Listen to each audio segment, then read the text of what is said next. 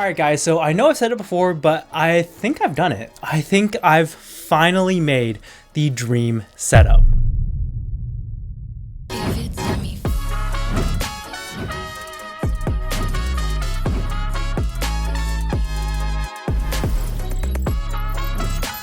So it's been a while since the last desk setup tour, and quite a bit has changed. So I thought it'd be cool if I bring you guys along for a little tour and give you guys a little inspiration for your own setups if you need it. And personally, over the past few months, I've been flip-flopping a lot between the whole dark and moody vibe and a lighter, brighter aesthetic. And as you guys can see, I clearly went with light and bright. Like before, I would see all those dark, moody setups on Instagram and be like, man, that is sick. But after trying it out for a while, I kind of realized it's just not really for me. Even though I still think they look sick on a thumbnail or on Instagram, I found that when I was actually spending time here and using the setup, the darkness of the setup was kind of sapping my energy and making me sleepy.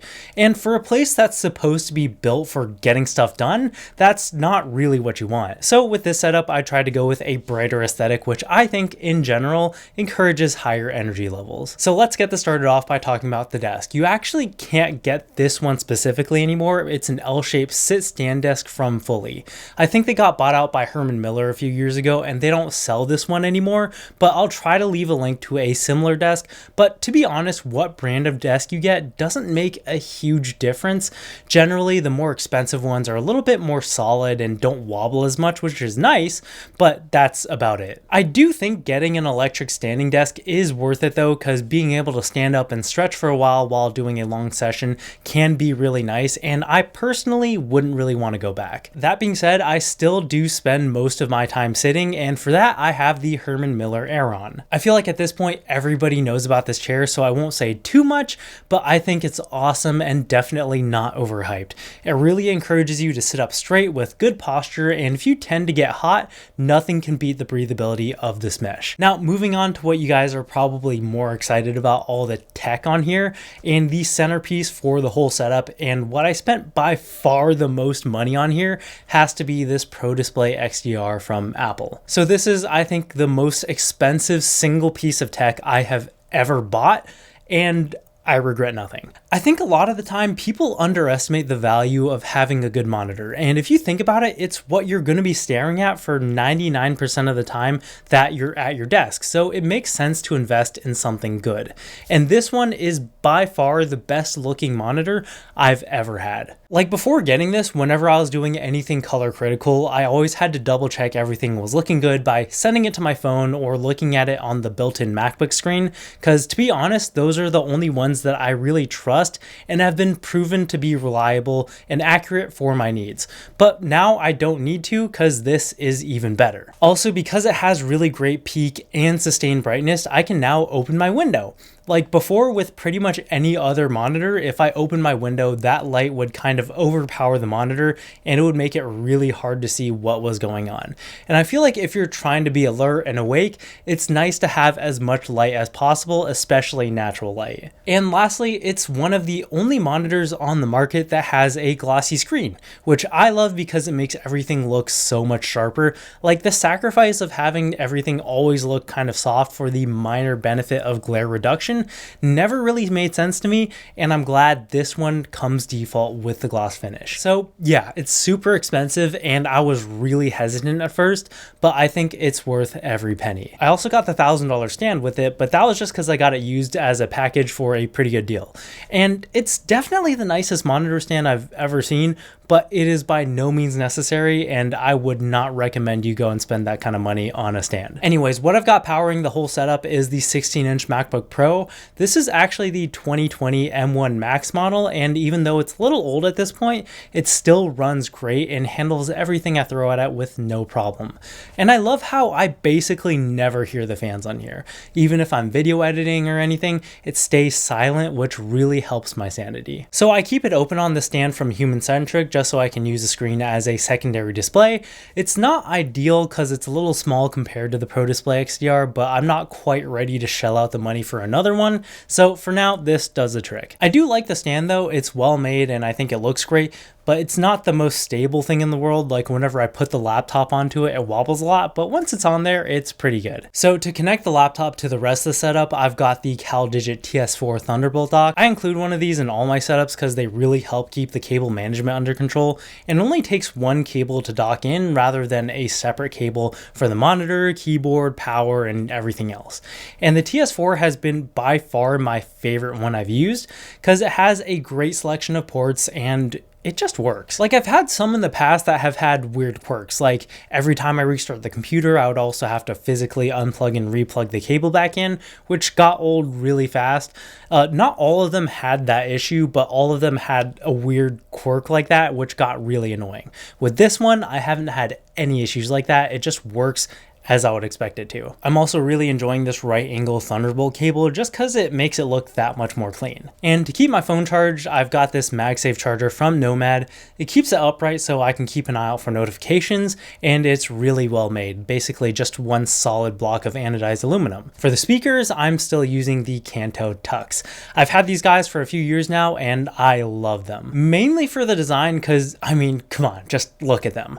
But they also sound great. And while they aren't cheap, I think they're right at that sweet spot before you start to get diminishing returns in terms of sound quality. I also have the 8-inch sub that goes with them. Totally unnecessary, but if you really want that extra little thump for your bass, you can't go wrong. And I prefer to use speakers as a default, but if I ever need to keep it down, I have a pair of these Sennheiser HD 490s with a Ship Magnet Unity, and they sound pretty good. But the main thing for me was just how comfortable they are. I would have them on display, but unfortunately they don't make a white version, so it stays in this drawer. Now let's move on to the keyboard. This is one of my favorite pickups in recent times.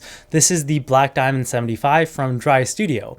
And normally I wouldn't go for something this stylized, but I thought it was so cool I just had to check it out. It's got these leaf springs holding up the PCB, so the whole typing experience is super bouncy, and I think it's kind of nice to have a nice statement piece like this in a setup that's otherwise very tame. And I'll hit you guys with a little sound test because I think it sounds as good as it looks.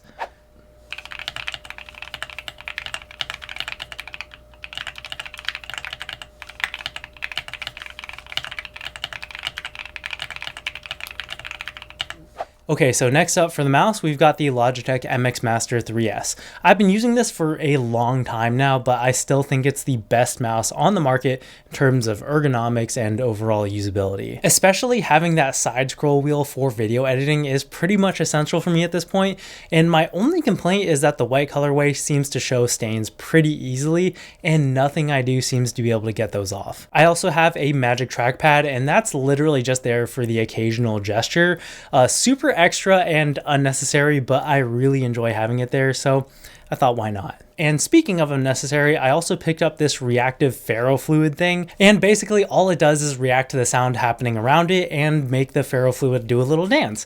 And it's just really fun to watch. So if I'm ever stuck at my desk with writer's block or anything, it's nice to just look at it for a little bit and take a break. It doesn't actually come in white, but I spray painted it to match the setup better, and I think it turned out pretty well. Next to it, I've got this magnetic floating pen. Again, totally unnecessary. It is just a pen, but it's made completely out of solid aluminum, and I thought it was just super cool, and it's nice to have the pen ready to go whenever I have something to write down on this notepad I got from GroveMade. I mainly use it for to-do list, and I really like how the shape of the pad is perfect for that sort of thing. And once you're done with a sheet, it's not actually attached, so you don't need to tear anything off. You just lift it off, and it's really nice and seamless. I also got this desk mat and shelf from GroveMade. Always been a big fan of their stuff because it's always so high quality and well designed, but I always like to have a desk mat because it kind of does the same thing as a rug in a room where it visually grounds everything that's on it. And it also gives a really big area for you to move your mouse around on, so that's nice. I also really like having desk shelves because there's always a ton of cables that come out of the monitor, especially if you're running a ton of lighting like me, and the shelf basically just covers it all up so you don't need to see it. And it also gives you a bit more surface area for putting stuff like this drawer that you can hide stuff that you use pretty regularly. Now, moving up on top of the monitor, we've got the Opal C1 webcam. Honestly, I don't use it a lot because I just don't really do video conferences that much, but it's nice to have there for when I do need it. Plus, Plus, I think it's also the best looking webcam design-wise, so I don't mind keeping it there. So that's sitting on top of the new BenQ Screen Bar Pro. I really like having these on-monitor light bars because they provide a nice soft light onto your desk surface without taking up any extra space on your desk. And with this new version, they've made a bunch of really small improvements, but the main one that I was interested in was the motion sensing. Like before, you would either have to have a separate remote or a button on the lamp to turn it on and off. And that always annoyed me because I have all the lights in this room rigged to one switch, and the light bar was the only thing in my entire setup that I had to turn off manually. And I know that's such a small first world problem, but I hate those little bits of friction, and it's so nice to be able to have this turn on as soon as I sit down and then turn off once I leave. As far as the rest of the lighting, I'm pretty deep into the Philips Hue ecosystem, so I have 2 play bars and a light strip behind the monitor and desk, and another strip running vertically on the wall. I've said it before, but I'll say it again. I think this backglow adds so much to the whole atmosphere of the setup and reduces eye fatigue, which is a big help, so I'm a big fan of it. I generally don't like to have direct exposed lighting like that light strip on the wall, but I ran a layer of diffusion over it, so it's harder to make out the individual LEDs.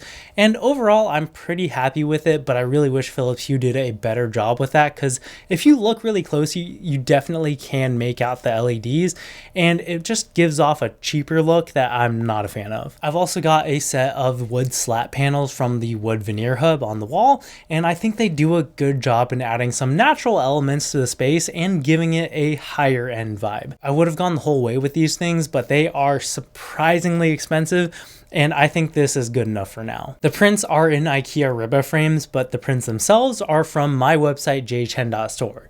So if you see anything that you like or want something like these, definitely go and support the channel, but if not, you should make an effort to go find some artwork that you like, because I feel like it's kind of the cherry on top for really making your setup your own. But yeah, that's basically everything that's going on with the setup right now. I'm always iterating and trying to improve it, so chances are it'll change again in a couple of months, but for now, I've really been enjoying it here. Hopefully you guys found the video interesting, and tell me in the comments if you liked any of my ideas or if you have any suggestions on how to make it better.